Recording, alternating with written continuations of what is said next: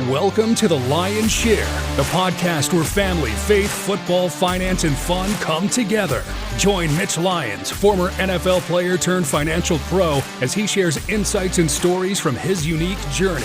From navigating the financial playbook to celebrating life's touchdowns, this podcast is all about living a balanced and fulfilling life. So buckle up your chin strap, say your prayers, and let's dive into the game plan for a prosperous future both on and off the field.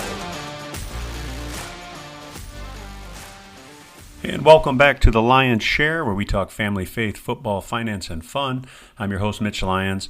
And today, on Monday, July 15th, 2024, we're coming off a weekend that will live in our minds forever as former President Trump, had an assassination attempt on his life in Pennsylvania.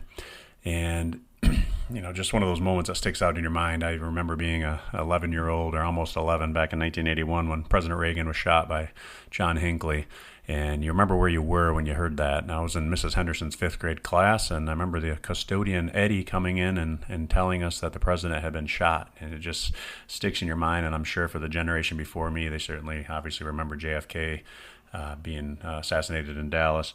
But, it's easy to look back at this thing. And fortunately, they didn't. He hit, Mr. Trump's ear. But unfortunately, he took another life and, severely injured two other people as well. So prayers up for those families, and just a tragic event. But as the story unfolds and we see some of the video and, see the layout of the venue where Trump was speaking, there's just some things that, it's easy to play Monday morning quarterback on these things, but man, there just seems to be some things that were really, really just missed here. The fact that, a rooftop 150 yards away didn't have eyes on it. I know it was outside of the cordoned off area, but bottom line is, and it was a building that had been checked previously, so they say. But how a guy gets up on that roof, and they're, with a heavy security detail that former President Trump has anyway, how with snipers and whatnot, how that wasn't seen, and was seen by bystanders. Obviously, there's video coming out of them saying, "Hey, there's a guy on this roof." It's just crazy to me, and I can't believe in the high performance industry that is presidential security detail that was overlooked. It's incredible. So I'll be very curious to see what comes out of that, as far as T's that weren't crossed and I's that weren't dotted in terms of protocol as to how that was allowed to happen. And then just as concerning to me, just watching this thing unfold on the screen, he gets shot at. He realizes what's happening. He goes down on the stage. Takes a while for the Secret Service to get to him, but they do get to him. They cover him up, and then they proceed to stand him up and basically present him as a target again, uncovered, raising his hand, and made for a great photo op. But the reality of it is, if there were still shooters, he was still a very easy target sitting there. And I give a lot of credit for Secret Service. They put their lives on the line, to protect a president, or in this case, a former president running again. And all the kudos in the world for that. But man, again, it's easy to judge, but they just presented so many opportunities for another shot to take him out. And it just was unreal, and how that can even happen. Again, no security expert here, but it just seems to me, Trump's a big dude, and you'd think they would have guys that were tall enough, to cover him. I saw one female that was a pretty small stature, and, she's holding her hand up to cover him, but, the bottom line is he wasn't covered at all.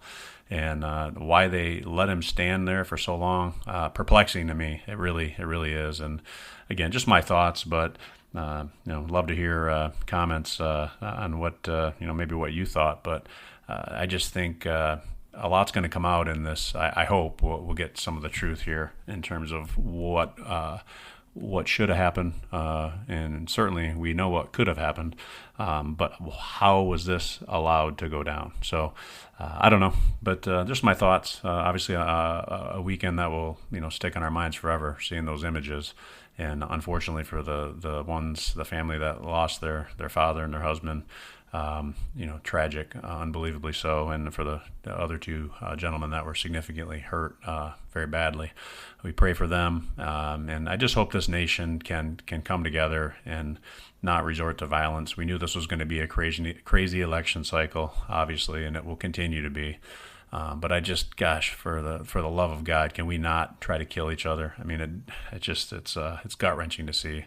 And I just pray for this country, and I pray for the political democratic process we have, and violence is not part of that. I pray that we can come together as a nation. So if you liked, please like and subscribe. And I hope, we'll have more fun topics to talk about in the coming episodes. God bless and take care. Thank you for joining another episode of The Lion's Share. We hope you found value in our discussions on family, faith, football, finance, and fun. Don't forget to subscribe and leave a review if you enjoyed the show. Connect with Mitch on all social media platforms at MitchLionsWealth.com. Until next time, remember to protect your wealth, cherish your loved ones, and live life to the fullest.